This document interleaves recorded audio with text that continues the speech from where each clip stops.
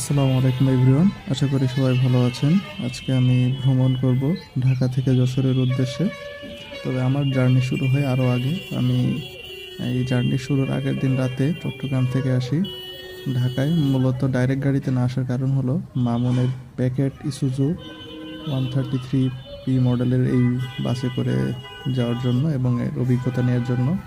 কিন্তু দুর্ভাগ্যবশত রাস্তাঘাটে জ্যামে থাকার কারণে গাড়িটি প্রায় 3 ঘন্টার উপরে লেটে আসে সায়দাবাদ কাউন্টারে। আর এই সায়দাবাদ থেকে আমার জার্নি শুরু হবে। আপনারা দেখতে পাচ্ছেন গাড়িটি হালকা দুলনি দিয়ে আসতেছে। এর মূল কারণ হলো এই ইসুজুর এই মডেলের বাসটি রেয়ার ইঞ্জিনের বাস।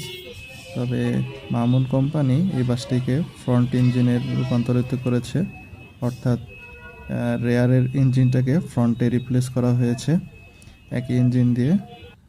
এর জন্য আর যেহেতু এর পাতিটা একটু ভিন্ন রকম, তাই বেশ পাতিটা স্মুথ। আর আমরা সায়দাবাদ থেকে কিছুক্ষণ পরেই রওনা দিয়ে দিই।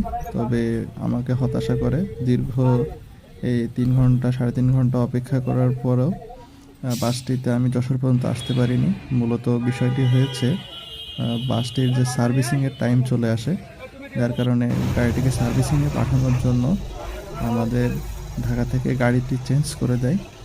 আমরা যে সায়দাবাদ দেখছেন, সায়দাবাদের যে বাস স্ট্যান্ড, এখান থেকে আমাদের গাড়িটির রিপ্লেস করে দেয়। আর এই গাড়িটিও ছিল হাইব্রিড বাস। এর কারণ হলো বাসটি মূলত এটাও ইসুজু, তবে এটার চাকা বলেন ইঞ্জিন বলেন ওয়ানজের ইঞ্জিনে রিপ্লেস করা হয়েছে। তো বাসটির ভালোই বয়স ছিল। তো আমাদের জার্নি শুরু হয়।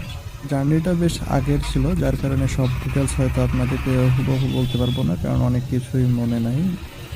আর এগুলো ধারাবাহিকভাবে আমি ছাড়ার চেষ্টা করবো ভিডিওগুলো, যেহেতু একটি বড় ভিডিও, সময় সাপেক্ষ বিষয়। তো ভিডিওগুলো ধারাবাহিকভাবে দেখার অনুরোধ রইল। আল্লাহ হাফেজ।